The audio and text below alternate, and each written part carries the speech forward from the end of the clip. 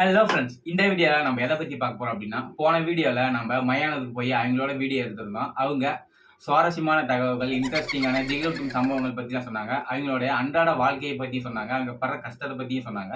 சரி, நாம் ஒரு சின்ன உதவி பண்ணலாமேன்னு தோணுச்சு. அதனால் என்னுடைய ஒரு சின்ன முயற்சியாக நான் ஒன்று பண்ணியிருக்கேன். வாங்க போய் பார்க்கலாம். இதான் ஃப்ரெண்ட்ஸ், அது 4 கிலோ அரிசி, தக்காளி 1 கிலோ, வெங்காயம், அப்புறம் வெண்டைக்காய், முட்டைகோஸு, கருவேப்பிலை, கொத்தமல்லி. அவ்வளோதான் ஃப்ரெண்ட்ஸ். இதை நம்ம கொடுத்து அவரோட ரியாக்ஷன் தான் நம்ம பார்க்க போகிறோம். வாங்க போகலாம்.